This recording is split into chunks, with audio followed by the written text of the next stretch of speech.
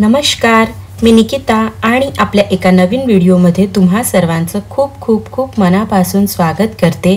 तर ताईंनो, लास्टच्या माझ्या व्हिडिओला तुम्ही खूप छान प्रतिसाद दिला, त्याबद्दल मी तुमचे खूप खूप खूप मनापासून आभार व्यक्त करते। आणि त्यासोबतच आजच्या व्हिडिओची सुरुवात करूया। तर इथे आज मी सोमवारचं रुटीन शेअर करत आहे, ज्यात सगळ्यात आधी म्हणजे टिफिन तयार करून घेतला आहे। टिफिनमध्ये जी भाजी आहे त्याची रेसिपी काही शेअर नाही केली, कारण नाश्त्याला जे गुजराती खांडवी मी बनवणार आहे त्याची रेसिपी शेअर करणार होते। तर व्हिडिओ खूप जास्त लांब नको व्हायला, त्यासाठी मी इथे टिफिन पॅक करून घेतला आहे आणि त्यानंतर आपण आता गुजराती खांडवी बनवूया। तर इथे 1 टेबलस्पून दही घेऊन घेतला आहे, त्याला छान फेटून घ्यायचं आहे आणि त्यानंतर अर्धा कप आपल्याला बेसन टाकून घ्यायचं आहे यात। आता बेसनमध्ये थोडं थोडं पाणी घालून आपल्याला व्यवस्थित मिक्स करून घ्यायचं आहे। बेसनच्या पिठाची एक पण गुठळी राहता कामा नये, एवढं आपल्याला लक्ष द्यायचं आहे। त्यासाठी आधी थोडंच पाणी टाकायचं आहे, बेसन व्यवस्थित मिक्स करून घ्यायचं आहे आणि त्यानंतर उर्वरित पाणी टाकायचं आहे।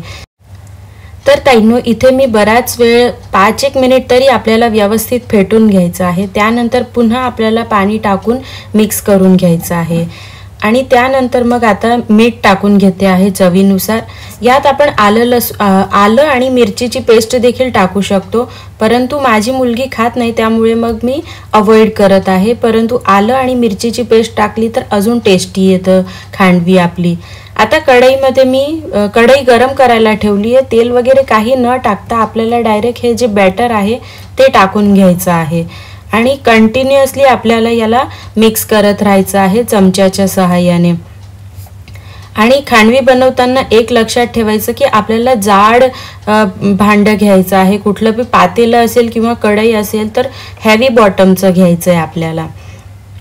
तर इथे अशा रीतीने मी जवळपास 5 ते 7 मिनिट कंटिन्युअस अशी रीते मिक्स करून घेते आहे आणि हळूहळू मग बेसन शिजल्यानंतर थिक कन्सिस्टन्सी यायला लागते त्याची।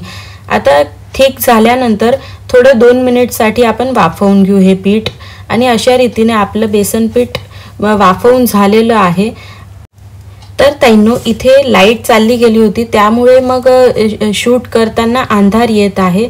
लगेच 1 मिनिटात आली होती, परंतु हे जे पीठ असतं ते गरम गरम आपल्याला ताटावर पसरवून घ्यायचं असतं, त्यामुळे मग मी मोबाईलच्या टॉर्चने शूट करून घेतलं आहे। आता अशा रीतीने ताटावर आपल्याला पसरवून घ्यायचं आहे।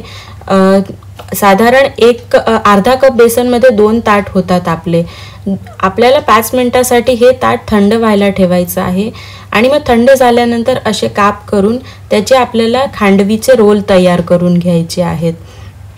तर अगदी इझिली अशा रीतीने रोल तयार होतात आणि मग त्याला आपल्याला प्लेटिंग करायचं आहे। तर इथे माझ्याकडे ही जी प्लेट आहे त्यात मी सगळे असे व्यवस्थितरीते रोल करून काढून घेते आहे। तर ताईंनो, ही जी गुजराती खांडवी आहे ती चवीला खूप छान टेस्टी असते। तर घरातल्या लहानांपासून मोठ्यांपर्यंत सगळ्यांनाच ही रेसिपी खूप आवडते। तर तुम्ही देखील नक्की ही ट्राय करून पहा। आणि आपण पोहे वगैरे करतो तेव्हा साईड डिश म्हणून हे आपण एक रोल देखील नाश्त्याला देऊ शकतो। आता हे जे रोल तयार झाले आहेत त्याच्यावर मी जिरं आणि मोहरीचा जो तडका केला होता तो टाकून घेते आहे, सोबतच कोथिंबीर आणि ओल्या नारळाने गार्निश करते आहे। तर अशी ही आपली खांडवी तयार आहे। तुम्हाला कशी वाटली कमेंटमध्ये नक्की सांगा। आता नाश्ता झाल्यानंतर मग येतं ते देवपूजेची वेळ। तर इथे मी देवपूजा झाली आहे माझी आणि आता दिवाबत्ती करून घेते आहे, सोबतच रांगोळी काढते आहे। तर बऱ्याचदा आपल्याला खूप घाई असते, त्यावेळेला आपल्याला साच्याने पण रांगोळी काढायचा वेळ नसतो। अशा वेळेला मग आपण काय करू शकतो, तर असं बोटाच्या मदतीने देखील रांगोळी काढू शकतो आणि ही रांगोळी इतकी सोपी आहे की माझ्या मुलीला देखील ते करायला खूप आवडतं। तर इथे ती प्रयत्न करत होती, मग तिला मी बोलले की बाजूच्या इथे तू कर, इथे मला करू दे असं। तर अशा रीतीने मी प्रत्येक फुलं काढून घेतले आहेत आणि त्याच्यामध्ये वेगवेगळे रंग भरून दिले आहेत। याच्यात आपल्याला जितकं थीम क्रिएट करायचा असला तर तितका आपण रांगोळी मोठी करू शकतो। आपल्या वेळेच्या अकॉर्डिंग याच्यामध्ये आपण रंग देखील भरू शकतो, परंतु अगदी कमी वेळात खूप छान अशी रांगोळी तयार होते।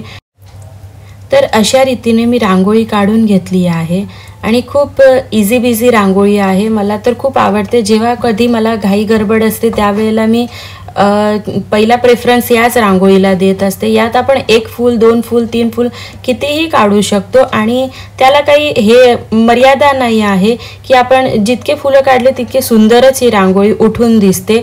तर तुम्ही देखील अशी रांगोळी नक्की ट्राय करून बघा।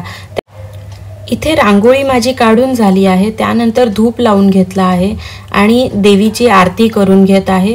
तर अशा रीतीने माझी देवपूजा देखील झालेली आहे। इथे माझी मुलगी मागते आहे की मला पण आरती करायला दे आणि तिला मी देते आहे। थोडा वेळ लगेच मग ठेवून घेतली। त्यानंतर मग उंबरठ्याची पूजा करायची होती, दारात रांगोळी काढायची होती, तर ते देखील मी पटपट आवरून घेतलं आहे। तर अशा रीतीने गाईचे पावलं काढून घेते, छान अष्टदल कमल काढून घेते आणि सेंटरला रांगोळी काढून घेते। ती पण वेळेच्या अकॉर्डिंग काढते। कधी हे असलं तर मी मोठी पण काढते आणि कधी वेळ नसला तर अगदी शॉर्टकट छोटी रांगोळी पण काढून घेते। परंतु आपल्या दारात छोटी तरी रांगोळी असायलाच हवी। त्यासाठी मी रोज प्रयत्न करत असते की छोटी रांगोळी तरी आपल्या दारात असायलाच हवी। तर अशा रीतीने कमळाच्या आकृतीवाली रांगोळी इथे मी तयार करून घेते आहे। खूप पटपट तयार होणारी आणि इझी आहे, दिसायला तितकीच उठावदार रांगोळी असते ही। घरात पॉझिटिव्ह किंवा नेगेटिव्ह ऊर्जा येण्याचं एकमात्र स्रोत हे आपला उंबरठा असतो आणि दार असतं।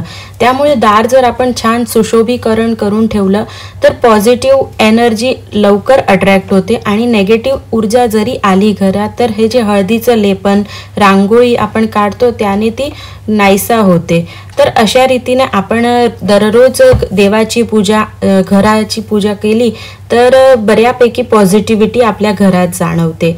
आता देवपूजा झाल्यानंतर मग आम्ही आलो होतो देवळात महादेवाच्या। तर इथे मी महादेवाच्या मंदिरात आले आहे आणि पहिल्या मुलीच्या हातून मी पाणी चढवून घेते आहे 1 लोटा आणि त्यानंतर मी 1 लोटा जल चढवून घेणार आहे। तर अशा रीतीने अंबिकाला मी अजून शिकवते आहे की कशा रीतीने आपण महादेवाला पाणी टाकायचं असतं आणि तीही तितक्याच उत्साहाने सहभागी होत असते। याचाच मला खूप आनंद वाटतो की तिला प्रत्येक वस्तू ट्राय करायची असते आणि तेही ती मनापासून करत असते। तर अशा रीतीने मी तिला पाणी चढवायला सांगितलं महादेवाला आणि ती चढवत होती। त्यानंतर मग धूप दीप आम्ही लावून घेतला होता आणि अशा रीतीने देवाची पूजा करून घेतली। देवळात जाऊन आल्यानंतर लगेचच आम्ही किराणा घ्यायला गेलो।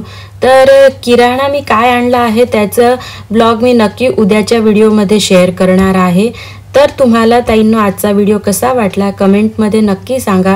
व्हिडिओ आवडला असेल तर प्लीज चॅनलला लाईक शेअर सबस्क्राईब करा आणि हो सबस्क्राईब करताना बाजूला असलेलं बेल आयकॉनला देखील क्लिक करा, म्हणजे माझ्या अशाच नवनवीन व्हिडिओचे नोटिफिकेशन तुम्हाला मिळत राहतील।